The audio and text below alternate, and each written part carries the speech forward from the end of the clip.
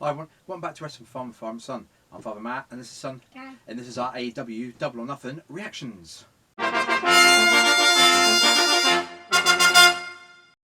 Yep, we're going to start straight away, go straight into the Bayern. Private Party versus the Best Friends, #1 contender for the Tag Team Championships. I thought this was a nice little start, a nice little free match for people debating whether or not they're going to buy this pay-per-view or not. Start off with who winning? Who got Best the victory? Friends. Yep, the Best Friends. Thought that might be the one to happen because they've been more consistent lately. I thought it was a really good start to the show. A very good sort of whetting the appetite. Then we go into the main show, Double or Nothing. Started off with the casino ladder match. Basically, two people start off in the ring, and every 2 minutes, another person comes out and joins the match. It started off with Scorpio Sky and Frankie Kazarian. I'll go through the participants, then we'll go through a little bit of the highlights.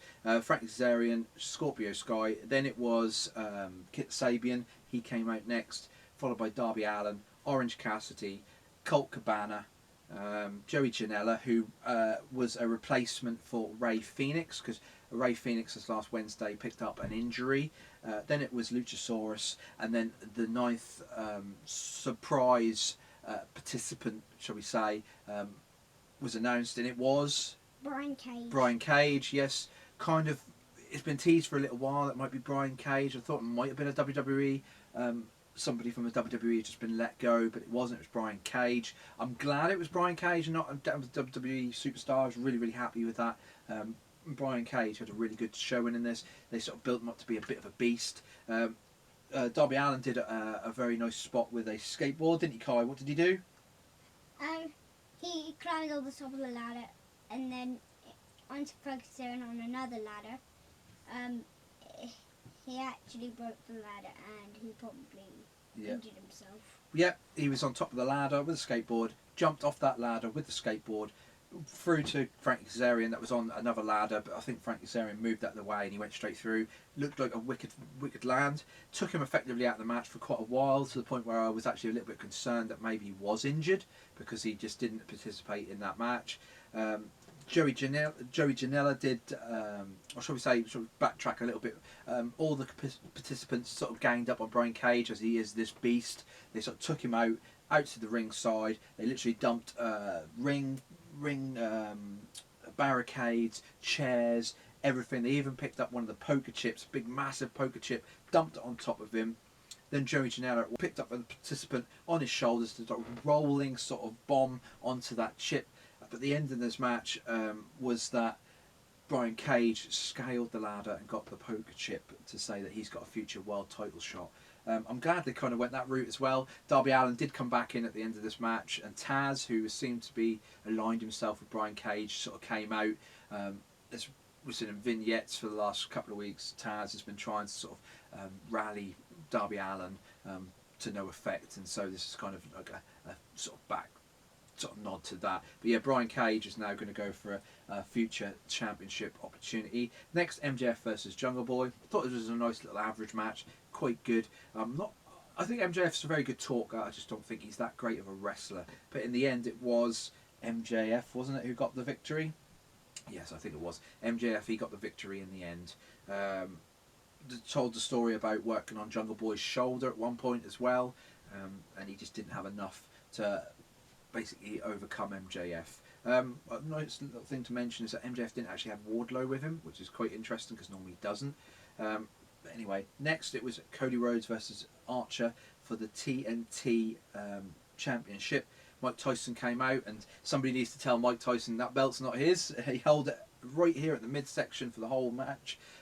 They did say that the belt is not finished because of the virus, the pandemic. It's supposed to be gold plated.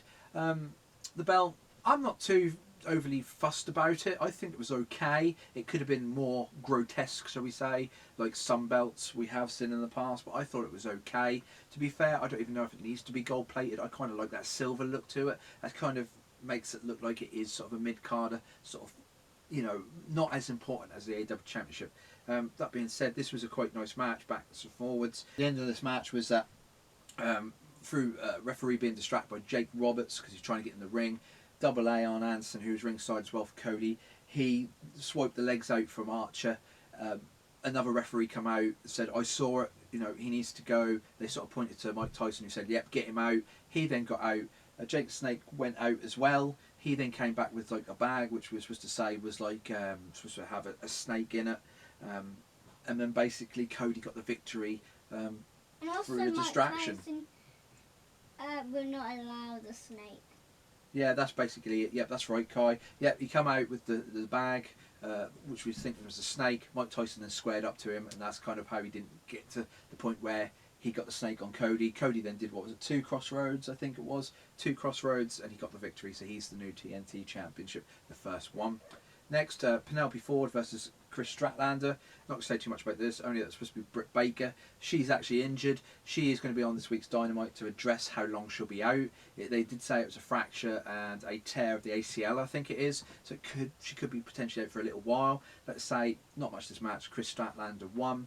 Looks like she's going to be #1 contender at some point as well.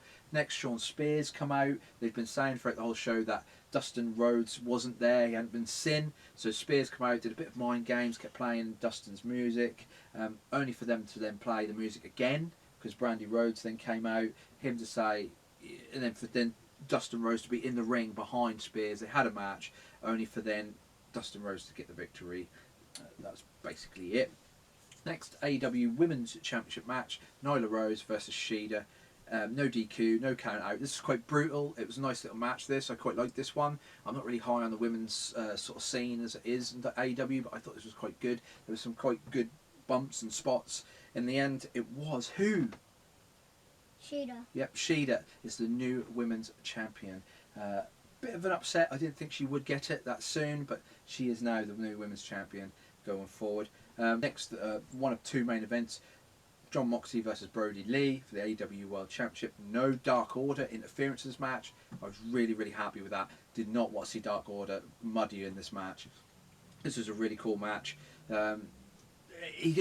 Moxley had said previously that there would be violence. There was a little bit, not to some degree of Moxley. He can go more violent than this. But they basically did what they could do with the stipulations of the match. It was a normal match. It's not a no DQ match. You can't start using all this stuff like chairs and barbed wire and all that. But they did kind of use what they could use, and it was a really, really good match. There was a paradigm shift through the ramp, Ray, which was quite nice. Brody Lee got busted open. There was some more little bit of sort of violence from Moxley, where he bit him and he sort of forearmed his head. But in the end, it was Moxley who got a choke and basically choked out Brody Lee to retain, which was really, really, I thought, a really good match. And then the final, which was Stadium Stampede, Inner Circle versus the Elite. This match went 40 minutes. I'm not going to go through everything because, again, with these types of matches, I always say go and watch them. I recommend it. You watch this match. This was fantastic. I thought this was really good.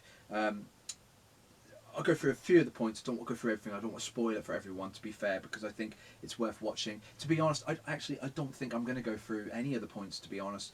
All I'm going to say is I'm going to compare it to the Money in the Bank ladder match that WWE did a couple of weeks ago.